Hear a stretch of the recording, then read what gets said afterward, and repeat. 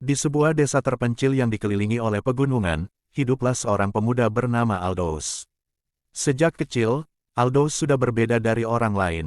Tubuhnya perlahan berubah menjadi batu, membuatnya menjadi sosok yang kuat namun juga kesepian. Aldous sering diejek dan dikucilkan oleh penduduk desa. Mereka takut akan kekuatannya dan menganggapnya sebagai monster. Merasa tidak diterima, Aldous memilih untuk meninggalkan desa dan mengembara sendirian.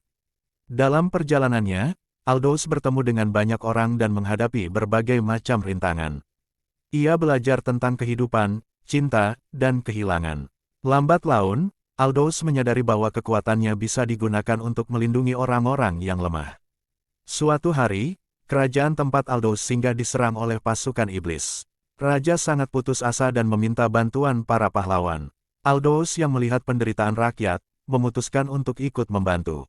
Dengan kekuatannya yang luar biasa, Aldous berhasil mengalahkan para iblis dan menyelamatkan kerajaan.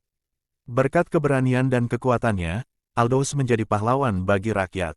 Namun, di balik kekuatannya yang dahsyat, Aldous masih merasa kesepian.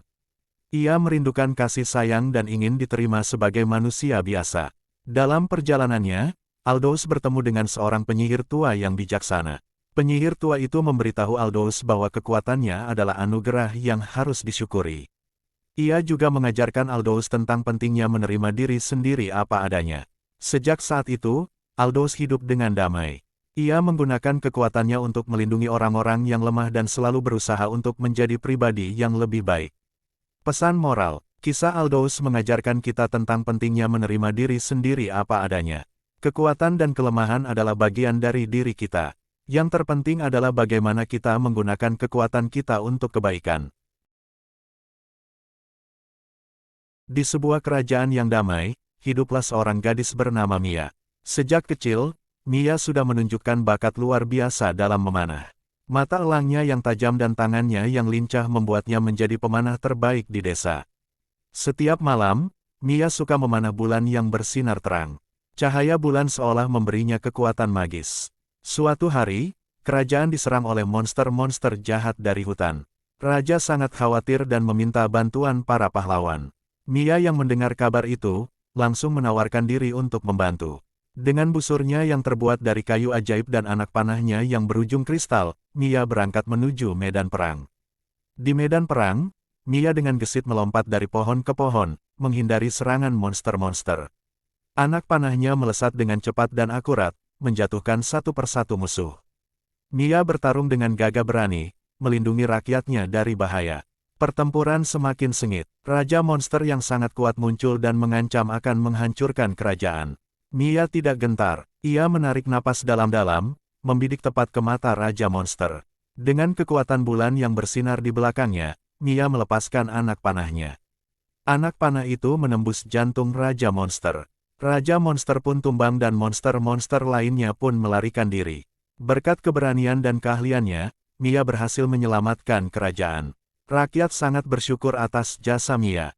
Sejak saat itu, Mia dijuluki pemburu bulan, pahlawan yang selalu melindungi kerajaan dari bahaya. Di sebuah desa terpencil yang sering dilanda serangan iblis, hiduplah seorang pemuda tampan bernama Alucard. Sejak kecil, ia sudah dilatih untuk menjadi seorang pemburu iblis. Dengan pedang ajaibnya, Alucard menjelajahi hutan-hutan gelap untuk membasmi para iblis yang mengancam desa. Alucard dikenal sebagai seorang petarung yang tangguh dan tidak kenal takut. Namun, di balik sikapnya yang dingin dan misterius, ia menyimpan luka mendalam di hatinya. Alucard kehilangan orang-orang yang dicintainya dalam pertempuran melawan iblis. Kesepian dan rasa kehilangan itu membuatnya menjadi sosok yang pendiam dan sulit dipercaya.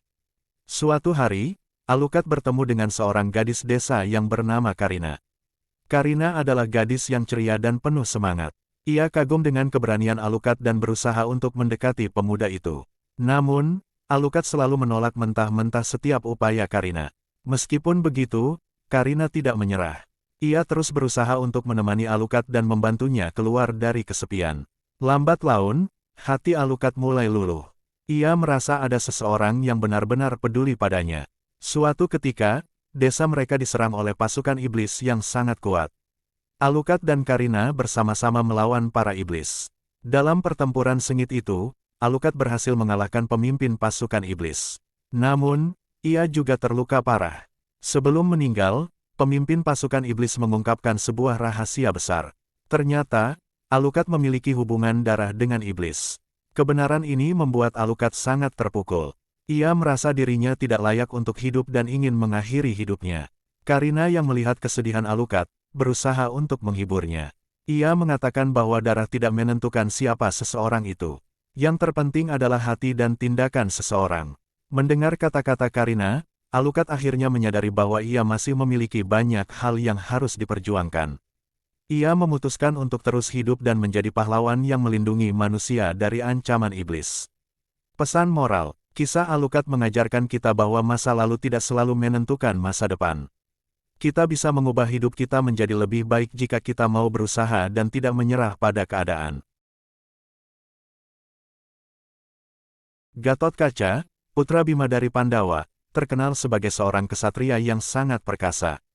Tubuhnya kokoh seperti baja, kekuatannya melebihi para raksasa, dan ia mampu terbang tinggi di angkasa. Kehebatannya ini menjadikannya ujung tombak dalam perang besar Bharatayuda. Ketika perang berkecamuk, Gatot Kaca menjadi momok bagi para Kurawa. Dengan aji panca anggada, ia mampu menghancurkan segala hal yang menghalanginya. Ia terbang melintasi medan perang, menebas para prajurit dengan tombaknya yang sakti, Kunti. Musuh-musuh yang berhadapan dengannya tak mampu bertahan lama. Namun, kemenangan Gatot Kaca tidak berlangsung lama. Duryodhana, sang pemimpin Kurawa, merasa putus asa. Ia kemudian meminta bantuan pada para resi untuk menciptakan senjata pamungkas yang mampu mengalahkan Gatot Kaca. Senjata itu adalah panah Pasopati, sebuah senjata pusaka yang sangat mematikan. Dengan licik, karena memanah Gatot Kaca dengan panah Pasopati saat ia sedang lengah. Tubuh Gatot Kaca terluka parah dan akhirnya jatuh ke bumi. Kematian Gatot Kaca membuat pihak Pandawa sangat berduka. Kehilangan seorang pahlawan sebesar Gatot Kaca adalah pukulan telak bagi mereka. Meskipun demikian, semangat juang para Pandawa tidak padam. Mereka terus berjuang hingga akhirnya berhasil memenangkan perang Bharatayuda. Kematian Gatot Kaca menjadi salah satu peristiwa paling tragis dalam perang tersebut. Namanya akan selalu dikenang sebagai seorang pahlawan yang gagah berani dan rela berkorban untuk kebenaran. Di kedalaman Laut Selatan, di mana sinar matahari tak mampu menembus, hiduplah seorang putri bernama Kadita. Kecantikannya memikat hati siapapun, namun tak ada yang berani mendekatinya. Ia adalah penguasa lautan, dengan kekuatan mengendalikan gelombang dan badai. Konon, dahulu kala, Kadita adalah seorang putri dari kerajaan kecil di pesisir. Kecantikannya membuat seorang bangsawan iri dan dengki. Dengan sihir hitam, ia mengutuk Kadita, memaksanya melompat ke laut. Namun, alih-alih tenggelam, Kadita justru diterima oleh para makhluk laut. Mereka mengangkatnya menjadi ratu, memberinya kekuatan menguasai lautan. Sebagai ratu, Kadita bijaksana dan adil. Ia menjaga keseimbangan alam laut. Namun, ada kalanya amarahnya meledak. Jika ada yang berani mengganggu kedamaian lautannya, ia akan mengirimkan gelombang besar untuk menghukum mereka. Suatu hari, seorang nelayan muda bernama Adi tersesat di tengah lautan. Kapalnya hancur diterjang badai. Ketika nyawanya hampir melayang, Kadita muncul. Terpesona oleh keberanian Adi, Kadita menyelamatkannya. Mereka jatuh cinta dan hidup bahagia di bawah laut. Namun, cinta mereka tak selamanya indah. Adi merindukan keluarganya di daratan. Dengan berat hati, Kadita mengizinkannya pulang. Sebagai tanda cinta, ia memberikan Adi sebuah kerang ajaib. Kerang itu bisa membawa Adi kembali ke laut kapan saja ia rindu. Pesan moral, cerita Kadita mengajarkan kita tentang kekuatan alam, cinta, dan pengorbanan. Kadita, meski memiliki kekuatan besar, tetap memiliki sisi lembut. Ia juga mengajarkan kita untuk menghargai keindahan alam dan makhluk hidup di dalamnya.